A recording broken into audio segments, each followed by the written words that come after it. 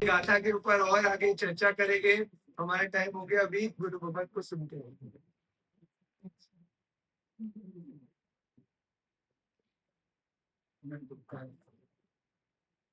कल्याण के करता दीपन कर परमात्मा हमारे धर्म की स्थापना के होते हुए परमात्मा के गुणों का वर्णन नमोत्तम सूत्र में उसके अंतर्गत एक धारा में परमात्मा के गुणों का वर्णन हो रहा है। धम्म दयानम धम्म देशयानम धम्म नायका। धर्म देशयानम यानी का अर्थ क्या? परमात्मा धर्म की देशना देते हैं, लेकिन उसके पहले का विशेषण क्या है? धम्म दयानम। परमात्मा धर्म को देते हैं, उसके पश्चात लिखा परमात्मा धर्म की देशना देते हैं। देने का तरीका तो देशना के माध्यम से ही है। तो पहले क्या देते हैं? परमात्मा धर्म के दाता है। धर्म का अर्थ वहां किया, परमात्मा जीव को पात्रता का दान। देशना भी किसे फलती है? पात्र जीव होवे तो, यानी हमारी पात्रता का विकास हमारे जीवन में, हमारी उत्थान के लिए जो जो शुभ कर्म बन और शुभ कर्म का उदय चाहिए, वो सभी परमात्मा की करुणा और कृपा से हमारे जीवन में। इस परमात्मा को हम शायद पहचान नहीं पाते। चाहे जैसे विचारों में, चाहे जैसे चिंतन में चढ़ा हुआ जीव रास्ते से जाता और बीच में एक धर्म स्थान आ जाए, धर्म स्थान में प्रवेश करे, 2-5 मिनट के लिए उसके संकल्प विकल्प कितने शांत हो जाते हैं। मानो के जैसे बाहर जूते पड़े हैं, वैसे ही बाहर उसकी सभी चिंताएं, सभी विचार उसकी राह देख रहे हैं कि हमें बाहर रखकर अंदर चला तो गया, लेकिन जैसे ही हम बाहर जाए वापस सभी विचार, सभी चिंताएं हमारे स्वागत के लिए बाहर खड़ी है। 2-5 मिनट भी परमात्मा के सानिध्य में हम चले जाए तो भी मन में कैसी अपूर्व शांति, आह्लाद, हल्के पने का अनुभव होता। लेकिन ये अनुभव के पीछे की भूमिका क्या?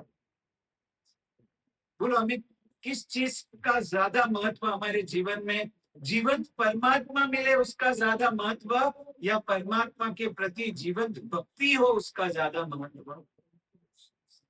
फर्क समझ रहे हो? कई को जीवंत राम मिले थे और वाल्मीकि को जीवंत भक्ति मिली थी। बोलो कौन आगे बढ़ गया?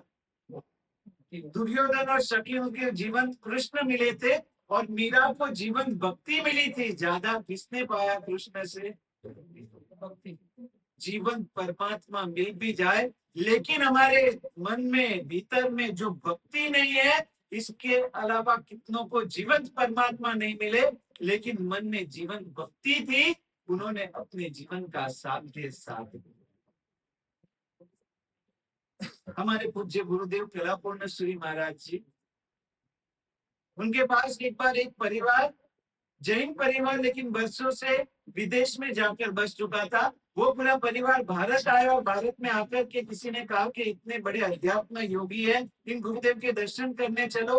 और वो अपने स्नेही स्वजन के साथ गुरुदेव के दर्शन करने आए और गुरुदेव तो आराधना के अनुरागी है, जिसको जिसका राग हो ना, उसको उसकी ही बातें याद आती। अब परमात्मा की भक्ति में भी परुषण आए और 4 लोग मिलेंगे, जिसको जिसमें मन लगा वो उसकी बात करे कि बाजार का रसिया क्या पूछेगा परमात्मा की भक्ति के अवसर पर भी, भाई मार्केट में क्या चल रहा है। कोई समाज का रसिया वो पूछेगा कि भाई समाज में क्या चल रहा है, और जो भक्ति का रसिया है वो भक्ति की बात करेगा। हम किसकी बात करते, वो हमारे भीतर हमारा किसका अनुराग है, वो उसे जाहिर करता है।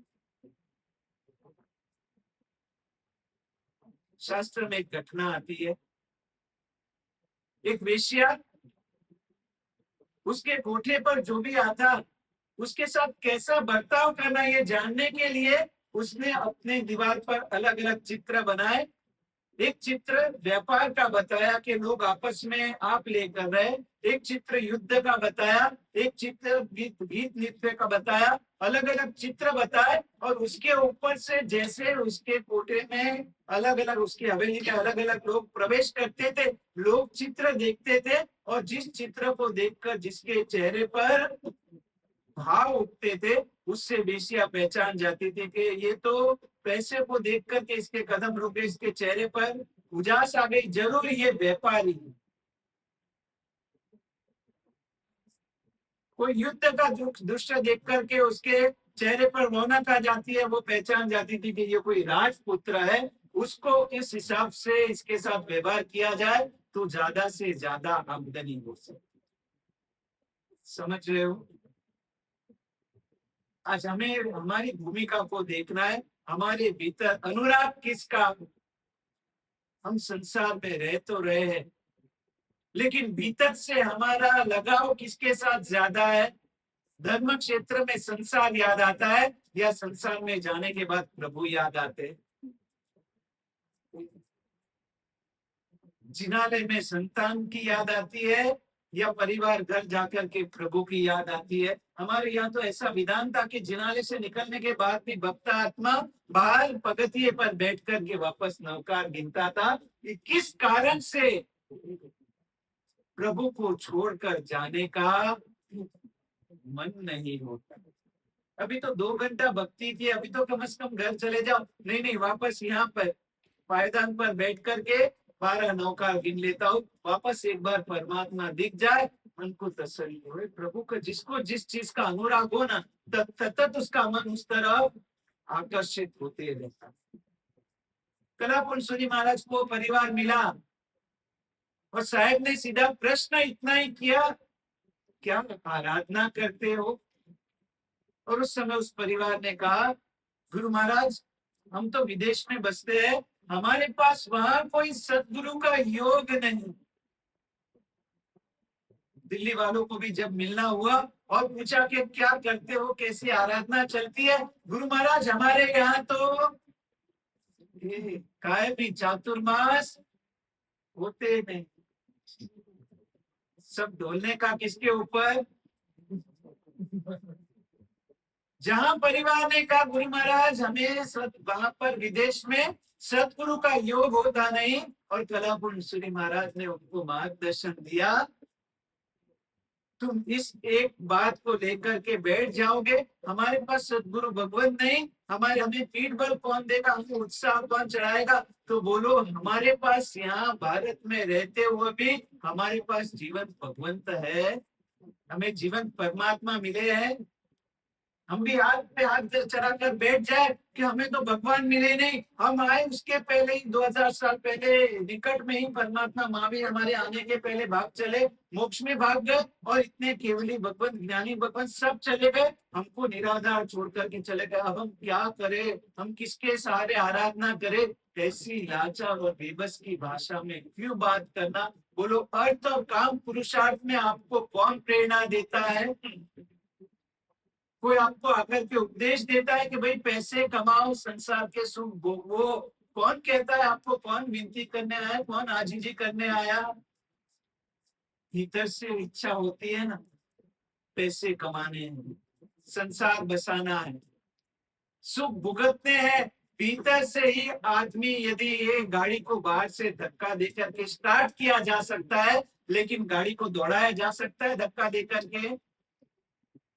गाड़ी को दौड़ा कौन सकता है? अंदर सीट पर, ड्राइवर की सीट पर बैठा हुआ व्यक्ति, और उसका पैर एक्सीलेटर पर रख जाए, देखो उसकी गाड़ी कैसे दौड़ती है। धक्का देकर गाड़ी स्टार्ट की जा सकती है, दौड़ाया नहीं जा सकता। जीवन में जो भी परिबल मिलेंगे आपको, सदगुरु मिलेंगे, परमात्मा जीवन मिल भी जाए, लेकिन वो आपको उपदेश देकर के आपकी गाड़ी शुरुआत कर सकेंगे, लेकिन आप अपना पैर ब्रेक पर लगा करके बैठे हो, बोलो धक्का देने वाला भी कहां तक सफल होगा?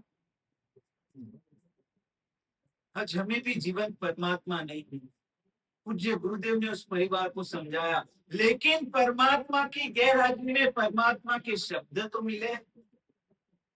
आपको वहां पर विदेश में सदगुरु ना मिले, लेकिन सदगुरु के शब्द तो मिले।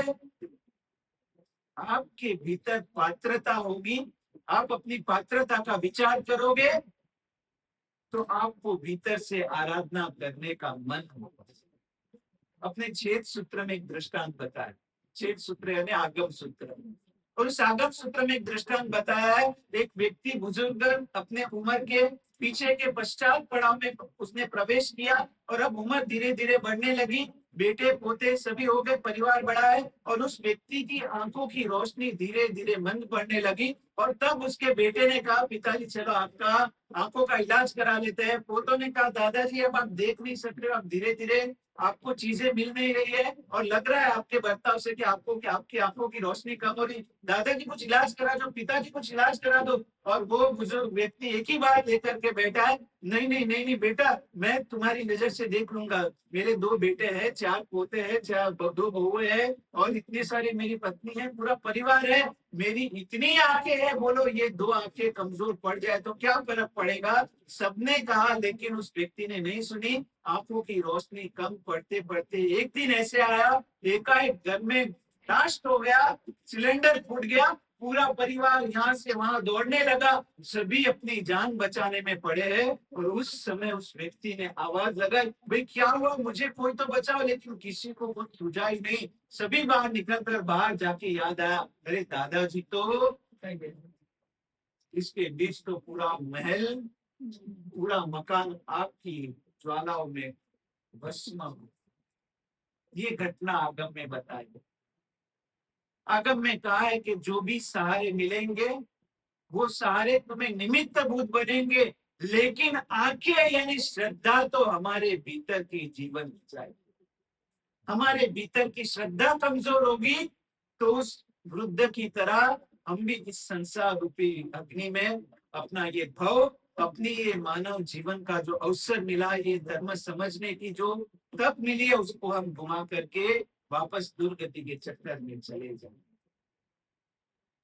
जीवंत परमात्मा या जीवंत भक्ति, महत्व किसका। आज हमें भारत में कम से कम इतना तो सद्भाग्य मिला कि परमात्मा के हयाती में, परमात्मा की उपस्थिति में हमारा जन्म नहीं हुआ, लेकिन परमात्मा की राह बताने वाले सदगुरु भगवंत तो शाम को 7 बजे बच्चे ने जीत पकड़ी, 5-7 साल का बच्चा, और दादाजी के पास जीत पकड़ के बैठा, दादाजी चलो क्रिकेट खेलते, बैट लेकर के आया, बॉल लेकर के आया, दादाजी क्रिकेट क्रिकेट क्रिकेट, अपनी जीत लगा दी। और बच्चे होते वो एक बार जीत पकड़ ले तो राजहट, स्त्री हट और बाल हट, इतिहास गवाह। राजा ने जीत पकड़ ली, बच्चे ने जीत पकड़ ली, और तीसरे नंबर पर मैं नहीं बोलूंगा, आप लोग बोलेंगे, आपकी अनुभववाणी सुनना चाहता हूँ। तीसरे नंबर पर किसकी हट के आगे सबको झुकना पड़ता है, स्त्री। उस बच्चे ने जीत पकड़ी, दादाजी क्रिकेट खेलते, दादाजी क्रिकेट खेलते, और दादाजी ने कहा, भाई अपनी उम्र तो देख, तू 5 साल का है, मैं 85 साल का हूँ, तेरा बैट भी मेरे से उठेगा नहीं। नहीं दादाजी उठेगा, चलो अब नहीं होता तो बॉलिंग करो। अरे मैं बॉलिंग करने के लिए मेरे घुटने नहीं चल रहे। नहीं दादाजी सब चलेगा, आपको खेलना नहीं, आप मेरे साथ खेलना नहीं चाहते हो। उस दादाजी ने बताया, नहीं बेटा ऐसा कुछ नहीं, मेरी इच्छा है। लेकिन उतने में उसके पापा ऑफिस से आए, और उसके दादाजी ने, उसके पापा ने बैग रखा और कहा कि बस थोड़ी देर आराम करता हूँ। उतने उतने दादाजी ने कहा, बेटा ये ले, आराम ही करना है तुझे, ये बॉल पकड़ और बॉलिंग डाल। अरे पापा लेकिन अभी तो ऑफिस से आया हूँ, थोड़ी देर तो आराम करने दो। अरे कुछ आराम आराम नहीं, देख बच्चा कितनी है आशा लेकर के आया है, तो उसके साथ क्रिकेट खेल। बच्चा भी शांत लेकर के देख रहा है। बच्चा जानता है कि मैं कहूंगा तो पापा, मैं कहूंगा तो पापा नहीं मानेंगे, अपने को खाली तमाशा देखना है, दादाजी कहेंगे तो पापा को खेलना ही पड़ेगा। और पापा को दादा ने ऑर्डर कर दिया, बेटा जा थोड़ी देर इसके साथ खेल, ऐसे भी बैठेगा, अभी खाली मोबाइल में टाइम पास करेगा, इससे अच्छा बच्चा इतना आशा लेकर के इसके साथ थोड़ी देर खेल। और उस समय बच्चा नाचने लगा, थैंक यू दादाजी, थैंक यू दादाजी। बोलो कौन क्रिकेट खेलने वाला है, खेलने वाला कौन है उसके साथ, पापा। और थैंक यू किसे मिल रहा है, समझ रहे हो। उस समय उसके पापा ने कहा, अरे पापा रहने दो, ये है ना बहुत नटखट है, इतनी मस्ती करता है, फिर पूरे दिन खेलने की जिद करता है, पढ़ाई में भी ध्यान नहीं देता है। उसके दादा ने अपने बच्चे को कहा, रहने दे, तेरा बचपन अभी ऐसा ही था, अभी सब बात खोलूंगा ना तो अभी के अभी तेरी आंखें झुक जाएगी।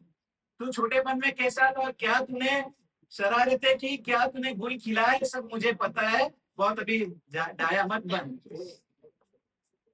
अब उतरे हुए चेहरे से भी पापा को बच्चे के साथ खेलना पड़ा।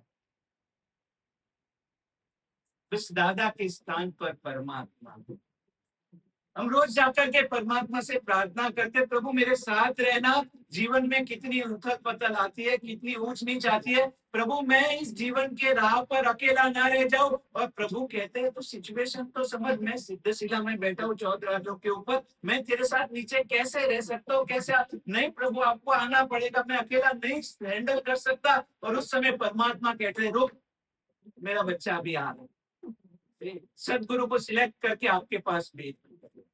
कोई ना कोई गुरु भगवान समय समय पर आते हैं, लेकिन अब हमें सदगुरु को समझने के लिए कितना समय निकल जाता है। सदगुरु वो परमात्मा के द्वारा सिलेक्ट किए गए अपने पिता के स्थान पर। परमात्मा कहते हैं मैं तेरे साथ नहीं रह सकता हूं, लेकिन सदगुरु को भेजता हूं, वो तेरी साथ खेलेंगे। सदगुरु भगवंत आते हैं और आते ही पूछते हैं, क्यों भाई चेतन भाई प्रतिकोण में नहीं दिख रहे हो? गुरु परमात्मा ने कभी आपसे पूछा, ये भाई चौमासे में रात्रि भोजन चल रहा है, क्या लगा ये सब? बोलो कल्याण पाशनाथ दादा ने कभी पकड़ा आपका हाथ, कान पकड़ा कभी? कौन पकड़ेगा? वो काम किसको सौंपा, किसका काम कर रहे सदगुरु भगवान? परमात्मा का काम लेकर किया, आपका कान पकड़ने के लिए। गुरु तत्व की महिमा समझ रहे थे कल अपन। गुरु वो व्यक्ति नहीं है, गुरु एक तत्व है। जैसे कि स्कूल में प्रिंसिपल नाम की कोई व्यक्ति नहीं है, प्रिंसिपल तो मिस्टर गुड़ बोले मिस्टर घोष कोई भी हो सकता है, लेकिन प्रिंसिपल एक पोस्ट है, व्यक्ति से भी पोस्ट की कीमत कई गुना ज्यादा होती है। वैसे गुरु को हम व्यक्ति के रूप में देखते हैं, ये नाम के मेरे गुरु, ये इनके गुरु, ये इनके गुरु। वास्तव में गुरु कोई व्यक्ति नहीं है, गुरु तो एक शाश्वत तत्व है। अनादि अनंत काल से जीवों को परमात्मा के काम करने के लिए, जीवों को तारने के लिए गुरु के माध्यम की जरूरत पड़ती है। आज हमारे जीवन में हमें भी कोई सदगुरु भगवंत मिले तो आज हमारा जीवन भी कुछ मर्यादा में है। हम गत वर्ष बॉम्बे जाके आए और बॉम्बे जाकर के मंदिर के पास वाली ही बिल्डिंग में उपाश्रय से मान जिसका 10 कदम की दूरी नहीं है, और ऐसे घरों में दोपहर में 12 बजे गोची बोलने जाते थे, तब वो मांझी उस घर की श्राविका अंदर जाकर के अपने राजकुमार को उठा करके लाती थी, बेटा उठ अभी तो महाराज साहब। आपके बच्चों का संडे का पंचांग क्या नहीं बोलोगे? संडे के पंचांग में उनका सूर्योदय कितने बजे होता है? 12 बजे। नौकाशी कितने बजे आती है? 1 बजे। पोरसी कितने बजे आती है? 2 बजे। पूरी मोट शाम को 7 बजे अवट, रात को 10 बजे, और सूर्यास्त रात को 4 बजे। आपका घर का संडे का पंचांग ऐसा ही होगा शायद। उस पिताजी ने अपने बच्चे को कहा, तेरे पॉकेट मनी में आज से 5,000 रुपए में बढ़ा रहा हूं। और बच्चा लड़का खुश हो गया, पापा इतने दिलदार 5,000 बढ़ा दिए। हाँ मैंने गुरखा को यहाँ से नौकरी से रिहा कर दिया, वो भी नाइट गुरखा, सुबह 5 बजे तक ड्यूटी देता है, तू भी 5 बजे तक व्हाट्सएप में पढ़ा रहता है, कल से तू गुरखा के ऑफिस में व्हाट्सएप खेलना, गुरखा जी को छुट्टी, उसका पगार में से 5,000। ये चल रहा है घरों में। 1, 2, 2:30 बजे तक बच्चे व्हाट्सएप में से बाहर नहीं। और आपका जीवन यदि व्यवस्थित है तो समझना मत कि आप होशियार हो, लेकिन आपको किसी सदगुरु का स्पर्श हो चुका है। आज जो भी आपके जीवन में अच्छाई है, जो भी आपके जीवन में सादाई है, वो कहीं ना कोई सदगुरु का स्पर्श हो चुका है, उसके कारण है। क्रेडिट अपने ऊपर मत लेना। ये चातुर्मास, उसमें अपने को सदगुरु का सहयोग मिलता है। और सदगुरु के संयोग से हमारे भीतर उपमिति भव प्रपंच कथा अपना एक प्राचीनतम ग्रंथ, उसमें आता है कि सदगुरु भगवंत मिल गए और वो साधक गुरु से प्रार्थना करते, जैसे प्रभु से प्रार्थना की, प्रभु मुझे सद आप साथ में रहे, और प्रभु ने किसे भेजा? गुरु को भेजा। अब गुरु से प्रार्थना कर रहा है, गुरुदेव आप मेरे साथ में रमेश के लिए रहो, आप साथ में रहते हो तो मेरा मन स्थिर रहता है, मुझे उल्टा सीधा कुछ बर्ताव करने का मन नहीं होता है, कुछ शब्द मुंह से ऊपर नीचे नहीं निकलते हैं, कहीं कुछ गलत देखने का मन हो जाए, आप पास में हो, मेरा मन अंदर से ठिकाने पर आ जाता है, गुरुदेव आप कायम साथ में रहना। तब वो मिट्टी में कहा, सदगुरु भगवंत कहते हैं, भाई भाई भाई क्या बोल रहा है, ये मेरे लिए भी शक्य नहीं है, 24 घंटा कौन तेरा ध्यान रखेगा, कौन तेरे साथ रहेगा, तो गुरुदेव मेरा क्या होगा? तब सदगुरु ने कहा, मेरी लड़की को तेरे साथ रखता हो, और उस ग्रंथ में उसका नाम बताया है सन्मति। क्या नाम बताया? सदगुरु किस प्रकार अपने साथ 24 घंटा रह सकते हैं, हमें सन्मति देकर। अब गुरु ने सम्मति दे दी, अब अपने भीतर वो जागृति आती है, घर से बाहर निकले, नीचे निकले, और कुछ घटना हुई, 4 लोग इकट्ठे होकर किसी की निंदा कर रहे हैं, उस समय सम्मति अंदर से अपने को जागृत करती है, छोड़ दे ये स्थान, यहाँ से चलते बन, यहाँ बैठेगा तो भी अपना घुमा करके खड़ा होगा, छोड़ यहाँ से स्थान। सदगुरु सम्मति के माध्यम से कायम अपने साथ। 3 फ्लोर की बिल्डिंग, और तीनों फ्लोर पर 3 भाई रहते थे, एक तनसुख भाई फर्स्ट फ्लोर, मनसुख भाई सेकंड फ्लोर, और चेतन भाई थर्ड फ्लोर। तीनों भाइयों के बीच में व्यवहार अच्छा, आते जाते एक दूसरे को हाय हेलो करे, हाथ भी दिखा दे, और घर पर कुछ अच्छी चीज बनाई हो तो मैं चालू है, ये सब के बंद हो गया, बंद हो गया। अरे ऐसे ऐसे घटनाएं देखिए, जिसने घर पर बच्चा आया स्कूल से, एक स्टैंडर्ड में पढ़ता हुआ लड़का घर पर आकर क्या बनाया है, एक तुरिया की सब्जी मुझे नहीं पसंद है, मैं एक काम करता हूँ, बाजू में काकी के घर पर क्या बनाया देख कर क्या हूँ, मुझे नहीं खानी तेरी सब्जी, और बाजू में क्या, काकी इतने प्रेम से क्या बनाया, काकी ने अपने बच्चे के लिए एक कटोरी में गोभी की सब्जी निकाली थी, बेटा बेटा क्या हुआ, काकी यार तू क्या बनाया, मुझे नहीं आता, ये देख गोभी, अरे गोभी तो मेरी फेवरेट है, ले बेटा तू लेकर के, अरे काकी तुम्हारे लड़के के लिए, उसको मैं दूसरा कुछ बना दूंगी, लेकिन क्या था, आज अपन कहाँ पहुंच गए।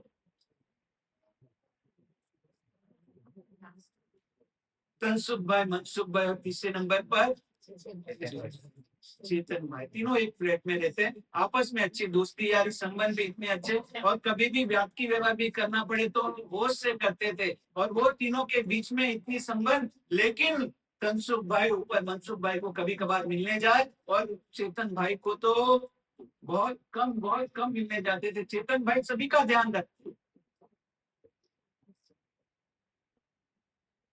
कुछ समझ में आ रहा है? ये 3 व्यक्ति कौन है? वो 3 व्यक्ति हमारे जीवन की 3 दशाएं,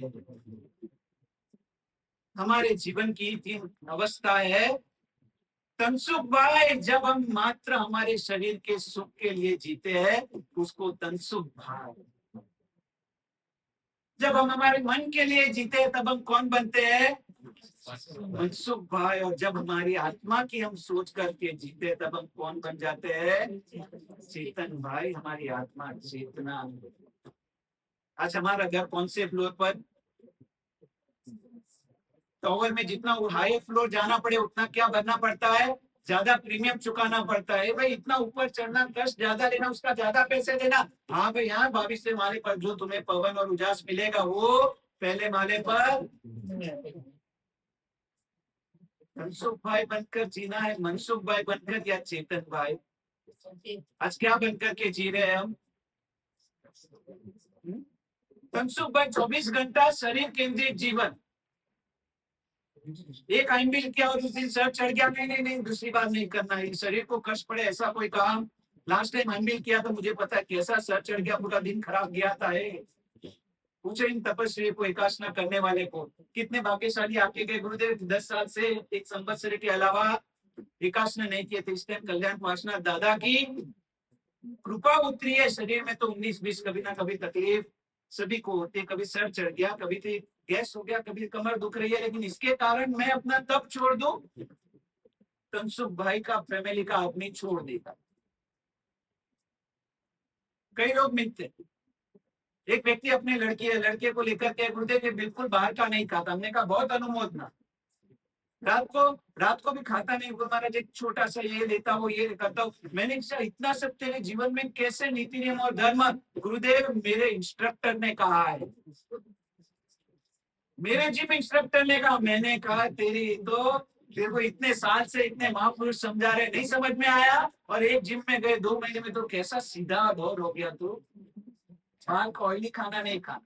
चलो इस बहाने भी लाइन पे आए, वो इम्पोर्टेंट घटना हमारी नहीं तो इंस्ट्रक्टर की सुन के भी। वो शिष्य को गुरु ने 2 बार मना किया, अभी मत जाओ, बाहर रहने दो। नहीं गुरु मैं काम अभी करके आता हूँ। गुरु ने कहा अभी मत जाओ, ये योग्य समय ने अभी पढ़ाई कर लो। और शिष्य बाहर निकला काम करने के लिए, और बाहर निकलते ही रास्ते में एक गधा आया और गधे ने भौंका। शिष्य ने समझा ये तो अपशुकन हो गया, वापस आया। गुरु ने कहा क्या हुआ? अरे गुरु महाराज अपशुकन हो गए। गुरु ने कहा गुरु की नहीं सुनता, उसको गधे की तो सुननी पड़ेगी। बोलो तुम्हारा गौरव उसमें गुरु की सुनकर के अटक जाओ कि गधे की सुनकर अटको? फिर भी हम तो बड़ा मन रखते, चलो गधे की सुन के भी अटके तो सही। तनसुख भाई पूरा जीवन शरीर केंद्रित, घर से इतना सोच करके निकले थे उपास्य जाएंगे, प्रतिगमन करेंगे, लेकिन रास्ते में ही मंदिर आए और आरती की और इतना पसीना हो गया, तन ढीला पड़ गया। नहीं नहीं नहीं नहीं, इतनी गर्मी में अपने से वापस चले। किसी ने रास्ते में पूछा भाई आरती करने के लिए चलो लो, बेटका लेकर गए थे। हाँ सोचा कि आरती में कभी जरूरत पड़े तो मुझे क्या पता कि आरती में क्या क्या चाहिए। चाहिए सब पता है, आरती में एक सरल व्यक्ति की जरूरत है। तो वापिस रिटर्न टिकट क्यों ले ली? तनसुख भाई इतनी गर्मी में अपने से नहीं होगा।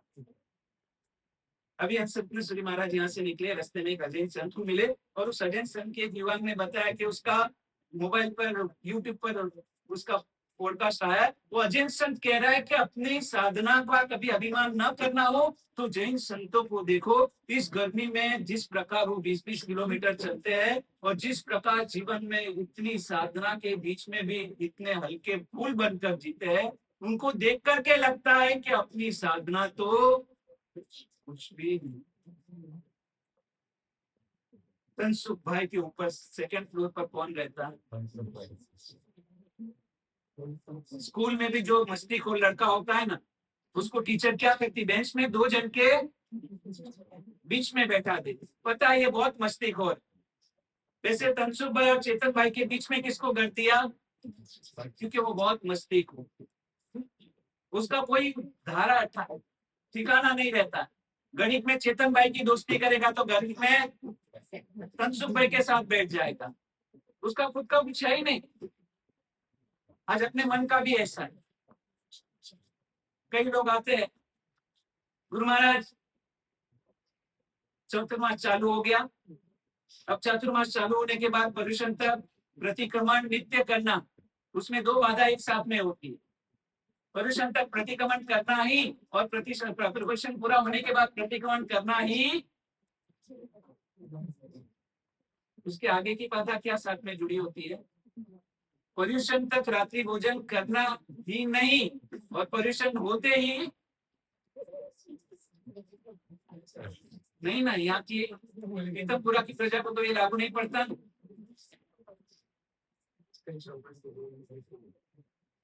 चातुर्मास के लिए पहले 4 महीने के चातुर्मास होते थे, तो लोग 4 महीने के लिए धर्म आराधना करते थे। आज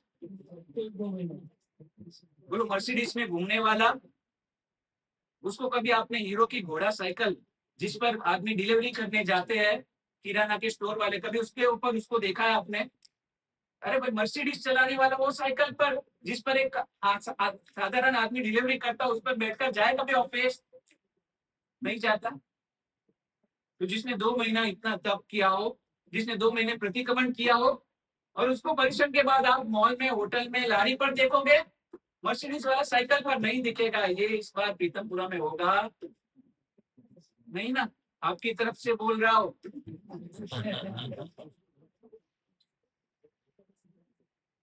4 महीने जिसने परमात्मा की वाणी को पिया हो, 4 महीने जिसने आराधना की हो, और 4 महीना पूरा होते ही वो सीधा मर्सिडीज पे साइकिल पर तो नहीं आएगा। मर्सिडीज अभी नहीं ले जाने का, कोई ओकेजन पर ऑटो में चला जाएगा, दूसरी कोई गाड़ी लेगा। लेकिन इमेज, आपको अपनी इमेज की कितनी की कदर होती है। कहीं इमेज ना बिगड़ जाए इसके लिए। बोलो बच्चों को अच्छी स्कूल में क्यों डालते हो? सच्ची बोलना, सोच करके बोलना। बच्चों को अच्छी स्कूल में उनका भविष्य अच्छा बने इसके लिए डालते हो, या आप सोसाइटी में गर्व से कह सको कि मेरा बच्चा इस स्कूल में पढ़ता है इसलिए डालते हो? स्टेटस। 2 लाख, 5 लाख, 25 लाख की फीस किस लिए खर्चते हो? बच्चे का भविष्य उज्जवल बने इसलिए, या आपका नाम कॉलोनी में उज्जवल बने इसके लिए? मनसुख भाई, समय हो चुका है और अपन तनसुख भाई, मनसुख भाई, चेतन भाई को उनका पर्सनल इंटरव्यू लेने का, उनको समझने का आगे भी कोशिश करेंगे। अवसर पर शिवमस्तु सर्वजगतः परहितनिरतावबन्धुभूतगणः दोषाप्रयान्तु नाशम् सर्वत्र सुखी भवतु लोकः। विश्व शांति हेतु पारण होगा।